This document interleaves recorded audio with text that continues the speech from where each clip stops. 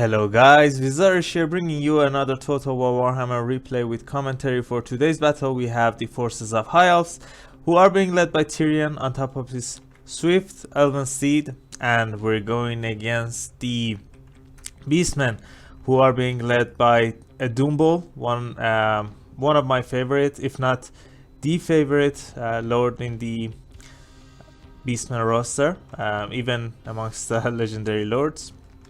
So yeah, this is a pretty fun battle. I have played it a lot, and both factions can play it in different ways. But in this battle, I think I have a decent army, not the best, but pretty decent. And my opponent also does have some strategies against High Elves. So we'll see how it plays out. So before that, let's just talk about the armies. Not a lot of diversity here. We have 5 units of Rangers in the front line, pretty good against Beastmen, against all of the Beastmen infantry, even against Bestigors. They kind of trade upwards, so if you leave them, if they get their charge against Bestigors, they usually get their value back, or at least get pretty close to it. So yeah, that's why I love these guys in this matchup. We have a lot of cav units. For melee cav, we have 2 silver helms with shields and 2 dragon princes coupled up together. These guys are pretty strong against Beastmen, especially the dragon princes, because of their 70% fire resistance. They're pretty good against Thorax. I thought my opponent has Thorax. I wasn't looking. I think I realized after I watched the replay. So yeah, but yeah, pretty good. They usually perform really well as well. So for the range cap, for skirmish units, we have 2 units of Illyrian River Archers. I love these guys. I mean, I think I'm not sure, but I'm pretty sure they're top 3 skirmish cav unit in the game. They might be the number 1. I mean, I just want to not to be wrong to say that they're the best, but they're pretty close if they're not the best. Their range is insane. They get martial prowess, so their melee stats are freaking pretty good for their price range. And yeah, what else to say? They're pretty good. So that's it for the infantry, cav, and range units. For the caster, I have a Mage of Death with just Spirit Leech and Life Leeching. I thought that my opponent might bring some Centigores with throwing axes. He has a lot, so each Spirit Leech cast kills around 7 models, so that's pretty good.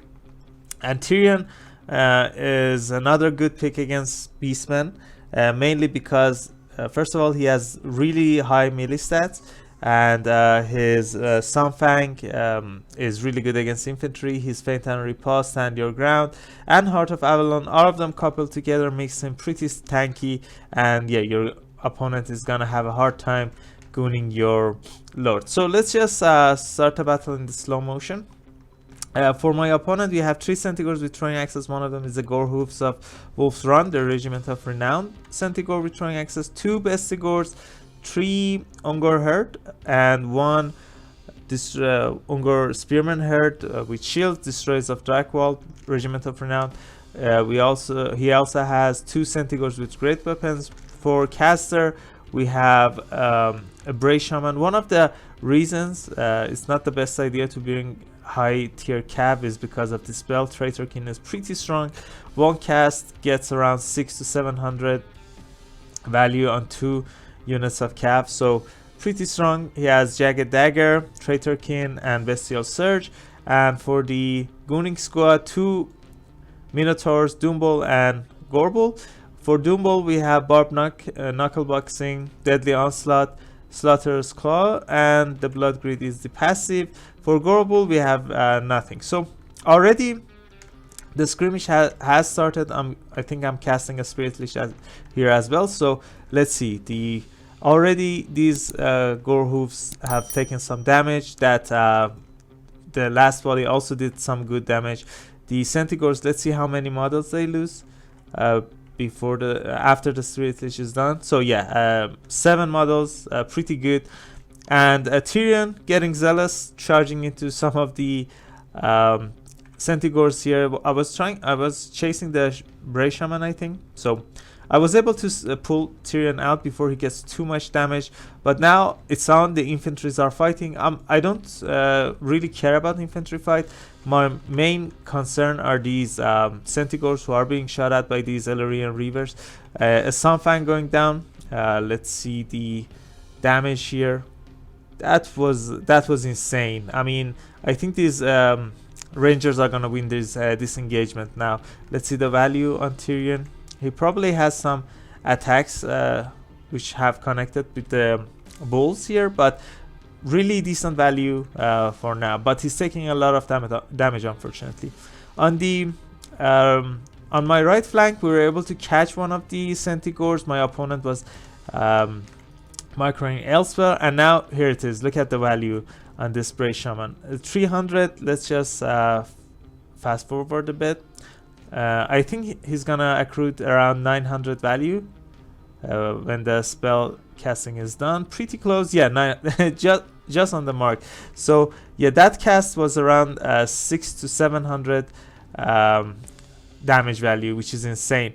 My Illyrian Reaver pretty healthy, still chasing the Centigores. I think my caster is also gonna be here to cast more Spirit Leeches. And just one more thing, I'm gonna slow down a bit again. Tyrion was pretty low. I knew if I stayed in fight I would have gotten my Heart of Avalon proc, but when the balance of power is not in your favor, it's pretty likely that Tyrion is going to get terror routed or just straight up routes. And I had some games that the opponent just sends a unit of Centigores. They don't have to be in contact with Tyrion. They just they just need to chase him off from a distance, and then Tyrion is just gonna run off the battlefield, which is pretty bad. So what I'm gonna do here, I'm gonna send my Illyrian Reavers with their superior range. They have twice the range of these Centigores. And I'm gonna chase them, try to shoot them down, whittle them down a bit, and I'm sending Tyrion to deal with the Bray Shaman because he's dying too slowly for my taste. So yeah, but this is pretty bad. One of my Dragon Princess is getting shredded by these axe throwers. That's why I'm sending these Illyrian Reavers here. I just want them to shoot these guys off, and my opponent pretty ever sends his unit back. So I was able to get to the Dragon Princess and stop these two Minotaurs from chasing Tyrion. That's what I'm doing here right now as well. And a bit of misplay from my side. I chased one of the units with my Silver Helms, and I think I'm gonna bring them back in a minute or two. But that's a big misplay from my part, which you guys should pay attention to not to do. But yeah, so let's take a look at the battlefield. My Rangers won mostly all of their battlefields. They probably were all able to get a lot of gold value, damage value, and they're still winning. The Illyrian Reavers still have some ammo remaining, not the best, 6 on both of them, and they're shooting at these Ungor Herd, which is the one of the worst targets on the battlefield right now. Fortunately, they changed their target, and just there, if you guys were paying attention, the Centigores were chasing Tyrion because my opponent was aware that Tyrion got his Heart of Avalon proc, and yeah, because the balance of power was in my favor, he didn't rout, which is a really huge thing in this close matchups. So again, Tyrion got his healing, but these two Gorbuls, this Gorbul and this Dumbul, is pretty deadly. Look at this. They both connect their healing hits, and Tyrion is now running away with the last headbutt from the Dumbul. So yeah, that the balance of power is going in my opponent's favor. Fortunately, we have some Illyrian Reavers to support these guys. So what's happening here? I tried to hold the Gorbul. I think I was able to hit it as well with my mage, and now I casted the Spirit Leech, and Illyrian Reavers are chasing the Dumbul.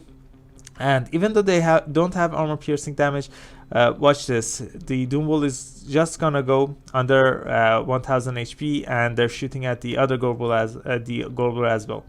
I hope I'm not forgetting their names, but yeah, my Cav didn't even get to fight. I just realized too late, but it's fine. We won that battle pretty close. GG to my opponent, and really nice pick from him. But I had something in mind as well. So yeah, we'll see the value on the units and see which are the best picks in this matchup. So Tyrion, 1800 damage value, pretty great. Did fine with 4 kills. Keep that in mind. He was fighting 2 of the strongest units in the one. I mean, they're not the strongest, but they're pretty strong in Beastmen roster. Gorbul, anti-large. Doombull, pretty strong with his the dazed effect on his melee attacks. The caster also did pretty fine. 35 kills, all of them on I think Centigores. So happy about that. Now look at this, Rangers. This one paid for itself, this one paid for itself, and then some. This one Markov Slanish. I don't know what 666 is in the Warhammer board, but yeah, pretty close. This one also paid for itself, so 4 of them pay for themselves. The other one, even though it has a lot of kills, wasn't able to pay for itself, but pretty great overall. The Cav units, not the best performance from them, but this one was pretty close, so happy about that. Now look at this, Illyrian River Archers, both of them paid for themselves and then some. They still had full HP. They both get a chevron, so I could have used them in melee as well, and with the Beastmen being this damage, they could have done so much. So yeah, let's see.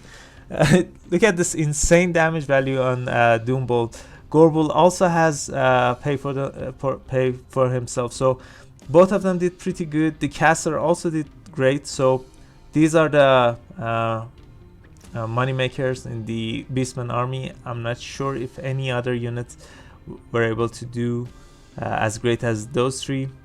Yeah, none of them. So yeah, just keep that in mind, guys. Rangers are pretty good in this matchup. I mean, Beastmen can bring chariots, but if you're just going for a simple infantry rush, Rangers do pretty good. The Cav also did good. I mean, what else can I say? I'm not the best Cav microer, so yeah. But the Illyrian River Archers, the Rangers, even Tyrion and Caster, all of them did pretty good, and I just hope you guys enjoyed this battle. If you did, I would really appreciate it if you guys consider leaving a like and subscribing. It would really help me and my channel grow. So by the way, guys, I have a Discord server. If you guys want to chat, if you guys want to hang out, talk about the new releases for Warhammer 3, if you guys want to send me replays to cast or want to send armies for me to try out, I would love it, and I would